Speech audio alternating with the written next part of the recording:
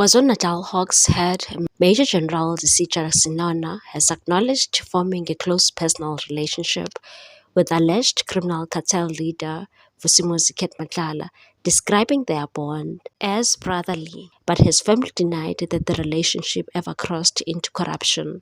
Sinana made the admission while testifying before the commission on Tuesday as he faces serious allegations that he improperly assisted Matlala in securing a lucrative 360 million rand South African Police Service tender. According to Sinana, he first met Matlala in Pretoria in 2019 after Matlala was introduced to him by a relative of his wife who was romantically involved with Matlala at the time.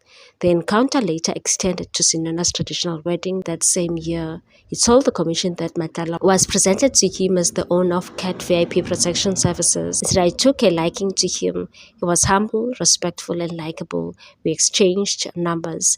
Under questioning, Sinana conceded that the relationship grew beyond a casual acquaintance, characterizing it as a form of brotherhood. However, he insisted the connection was purely personal and never professional. He said, "I never engaged with Matlala in a business capacity." The testimony comes amid allegations introduced through a protected witness known as Witness X that Sinona used his influence to assist Matlala in securing SAPS tender and to protect his business interests, including contracts linked to Medicare. Witness X testified remotely and submitted WhatsApp messages allegedly implicating Sinona. Among them were exchanges involving Sinona Matlala and Sinona's son Tato, discussing property matters and the sharing of documents. In one message read into the record, Sinona asks Matlala, "Good afternoon, brother. Did you meet with Tato?" Matlala responds that he was still awaiting an offer. Further claims suggest Sinona leaked confidential SAPS documents to Matlala and used his position to shield Matlala's operation from scrutiny. Sinona denied all the allegations and said, "I denied allegations that I assisted Mr. Matlala in securing the Medicare 24 tender. Tenders of that magnitude are handled at national SAPS level. They follow a formal process. I have no knowledge of who sat on the bid committee." Despite acknowledging a close personal relationship, Sinona at times appeared to downplay its depth, offering shifting explanations about the nature of their interactions, and said, "At no stage did I meet Mr. Matlala as a business person. I was introduced as a husband to my wife." He also noted that his wife and Matlala share the same surname, suggesting a familial familiarity rather than a professional association. Sinana further rejected allegations made by Crime Intelligence Head Lieutenant General Dumisani Khumalo, who has accused him of leaking sensitive police information and supporting a criminal network. He told the commission he had received only one Rule 3 notice arising from Khumalo's testimony, which he dismissed as malicious and without foundation.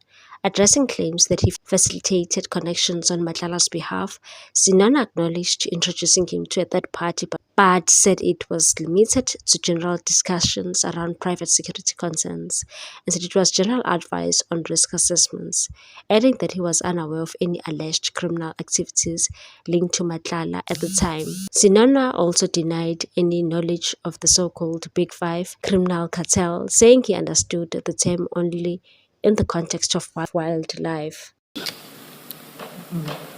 This was an operation under your command, yes? It was, the investigations was within my office, but component, serious organized crime. Yes, but it's under your, you've already said that. So we'll come back to it. I just wanted to give you an opportunity yourself if you wish to say something more. You can continue. Question 8. Message is to Mr. Matlala dated 24 April 2025, Ray Khumalo. This conversation between Lieutenant General Khumalo and I took place as I was facilitating a meeting between him and a third party concerning matters under his division.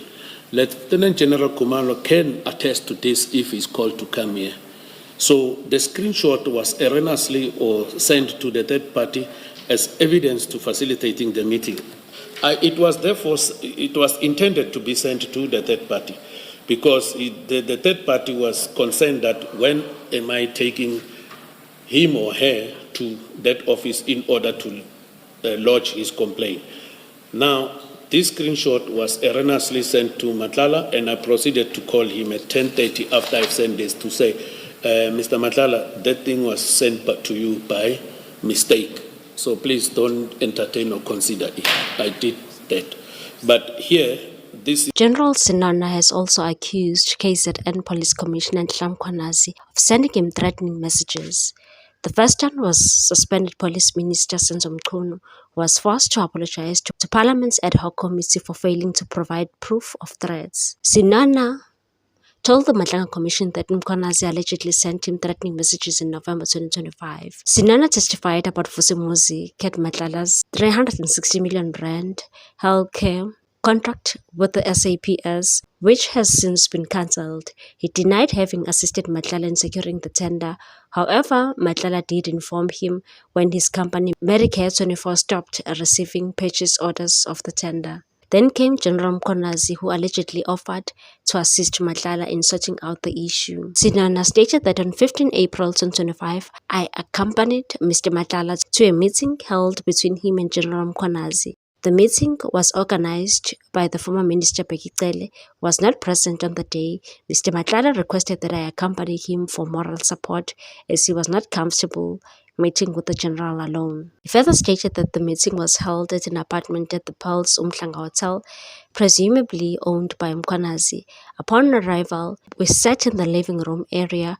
We had general conversations. Shortly thereafter, Mr. Matlala and General Mkhwanazi began their discussions on the issues of payments. I'm not privy to all that was discussed as I was moving between the living area and the kitchen. My knowledge, however, is that General Mkhwanazi agreed to assist Mr. Matlala to get the purchase orders from head office and Lieutenant General Lino Nkuwa. General Mkhwanazi spoke to Lieutenant General Nkuwa's rumors that she is owning properties beyond her affordability, which might amount to corruption. And that General Mkhwanazi also offered to hold investigations against Mr. Matlala for the alleged attempted murder of Teboho Tobejana in exchange for information in relation to General Sibiya.